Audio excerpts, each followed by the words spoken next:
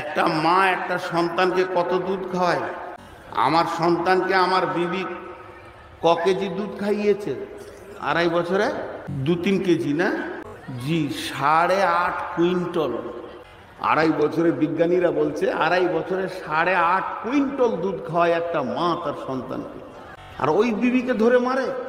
সে আমার সন্তানকে দুধ খাওয়াচ্ছে, 2.5 বছর সুইপারের কাজ করছে, পেচ্ছাপ পায়খানা সাফ করছে।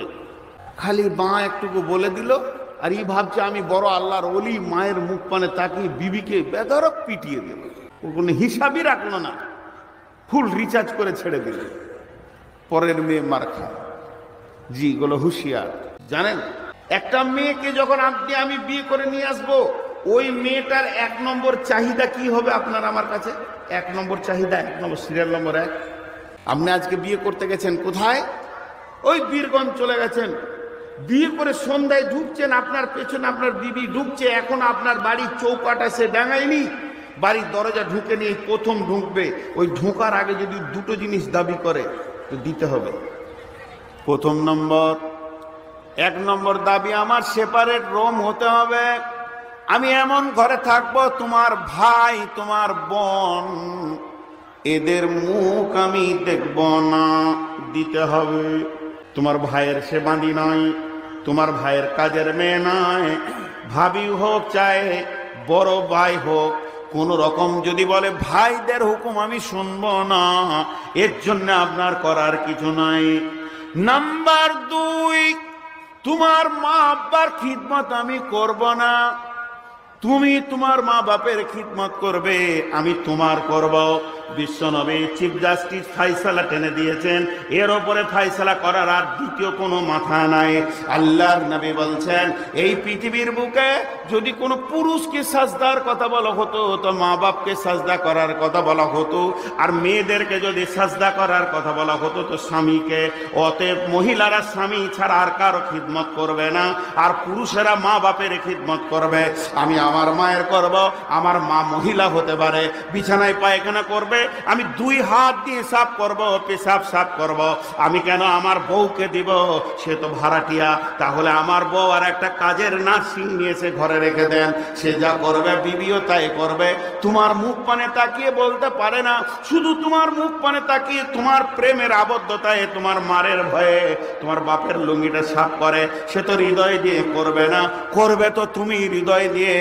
মা আব্বা যদি বিছানায় পায়খানা করে দেয়, তুমি হাসতে হাসতে বলে আব্বা এটা হয়ে গেছে, কোনো ব্যাপার নাই, আমি তোমার সন্তান আছি, 2 হাতে সাফ করবো, আব্বা কোনো দুঃখ করো না।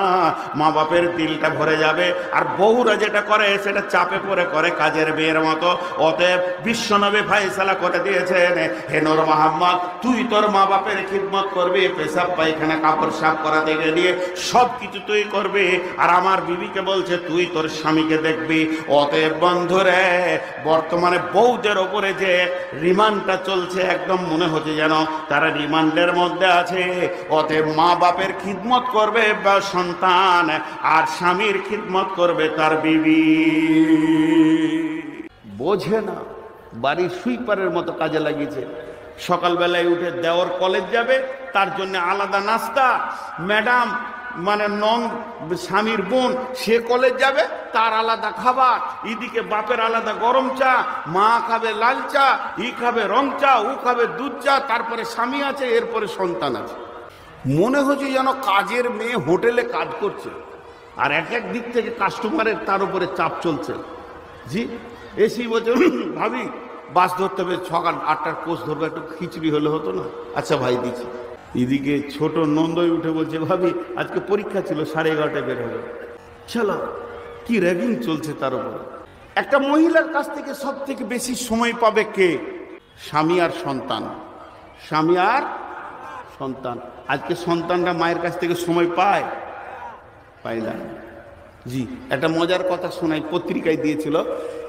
বিমানে মহিলা থাকে, দেখেছেন? যারা বিমানে উঠেছেন দেখবেন, বিমানে মহিলা থাকে, বাছাই করা মহিলা রাখা হয়, দেখতে অতি সুন্দর। তাদের ডিউটি কি? তাদের ডিউটি হচ্ছে কেবিন কুক। তাদের যে কোনো ডিউটি আছে, তারা খাবার দেয় আর কিছু করে। তাদের মেনলি ডিউটি হচ্ছে যে যাত্রীদের, কাস্টমারের মনোরঞ্জন করা। দিয়ে একটা মেয়ে দুবাই গেল বিমানে, সে 6 ঘন্টা গেল, আবার 4 ঘন্টা আসলো, 6 4 10 ঘন্টা ডিউটি করে এরপরে যখন এয়ারপোর্ট থেকে বাসায় ফিরছে, মানে এয়ারপোর্ট থেকে যখন আপনার কিনা নিজের বাসায় যাচ্ছে, তখন কি ঘটনা ঘটছে জানেন? সারাদিন এই যে আমি বকছি, বকতে বকতে বকতে বকতে ক্লান্ত হব কি হব না? আরে বলেন, হব কি হব না?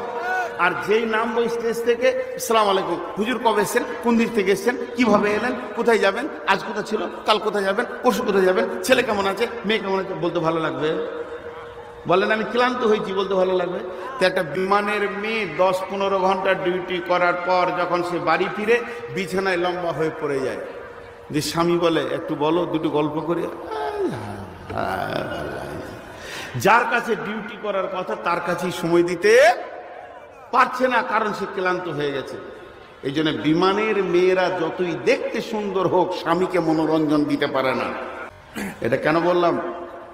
একটা মা, ছোট্ট একটা, তার 6 বছরের শিশু, 8 বছরের শিশু, 7 বছরের শিশু, কেবলমাত্র 2য় ক্লাসে পড়ছে, 2তে পড়ছে, 1তে পড়ছে, কিংবা এবার স্কুলে যাবে। এই শিশুটা মায়ের কাছে অনেক বেশি সময়ের অধিকার রাখে। মা তাকে কোলে নেবে, আদর করবে, তার নাকগুলো কানগুলো সুন্দর করে সাফ করবে, বসে বসে বসে বসে তার নখগুলো সাফ করবে। আর মা ছোট ছোট ছোট ছোট ছোট ছোট করে তাকে হাদিস শোনাবে, রসুলের কথা শোনাবে, আল্লাহর কথা শোনাবে। এইভাবে মা তাকে দীর্ঘ সময় দেবে। আর মহিলা 2য় সময় দেবে, স্বামীকে মনোরঞ্জন করবে, হাসবে, গাইবে, নাচবে, তাকে আনন্দ দেবে। এই 2 জায়গা হচ্ছে মহিলার ডিউটি। কিন্তু ভোরবেলায় উঠে শ্বশুরের রান্না, শাশুড়ির আলাদা, ননদের আলাদা, দেওরের আলাদা, ভাসুরের আলাদা, এই করতে করতে সারা দিন যেন সে আদালতে বাস করছে, চারিদিক থেকে যেন চামড়ার ঘরে বাস করছে, কুকুরে টানাটানি করছে। এই করতে করতে করতে করতে শিশুটা, যার হক ছিল মা তাকে বসিয়ে বসিয়ে খাওয়াবে, ওই শিশুটা বলছে মা ভাত দাও। আর মা একটা থালাতে ভাত আর ওটা ডাল সবজি দিয়ে এমনি করে ছুঁড়ে দিয়ে বলছে খেয়ে লেগা, আমার আর তোকে সময় নাই, তোর চাচা ডাকছে, তো ওখানে গরম পানি লাগবে, তোর দাদাকে খাবার দিতে হবে। শিশু আর পেল না। অতএব একটা মা, মাকে বিশ্বের সব থেকে বড় ভার্সিটি বলা হয়েছে। কেন? রবীন্দ্রনাথ বলেছে পৃথিবীর মধ্যে যতগুলি তুমি ভার্সিটি দেখছো, সমস্ত ভার্সিটিগুলি ছোট, আপনাদের এই ডিগ্রি কলেজটা ছোট, এর থেকে বড় ভার্সিটি যদি দেখতে চাও, মায়ের ওই মাত্র 1.5 ফুটের কোলটা হলো বড় ভার্সিটি। এর থেকে বড় ভার্সিটি নাই। একটা মা একটা ছেলেকে খাওয়াতে যাবে তো রসুলের সঙ্গে 50 বার তার পরিচয় ঘটে যাবে। প্রথমে চোখে পানি নেবে, যে বলবে আব্বু হাত দুটা ধো, আম্মু হাত দুটা ধো, ছেলে হাত পাতবে, তখন মা বলবে আব্বা। বিশ্ব নবী, নবী মুহাম্মদুর রাসূলুল্লাহ সাল্লাল্লাহু আলাইহি সাল্লাম বলেছেন হাত দিয়ে খাবার খেতে হয়, নচেত পেটে নোংরা চলে যাবে। 2 হাতটা ধো। ছেলেটা একটা হাদিস শুনলো, এরপরে বলবে বাবা বসো। 3 তরিকায় 1 তরিকায় বসতে হয়। আল্লাহর নবী বলেছেন এইভাবে খেতে হবে, পৃথিবীতে গোলামের মতো। সেই ছেলেটা ভিতরে 2 নম্বর হাদিসটা ঢুকলো। এরপরে বলবে বাবা খাবারের এক ধার থেকে খেতে হয়, মধ্যখানে বরকত নাজিল হয়।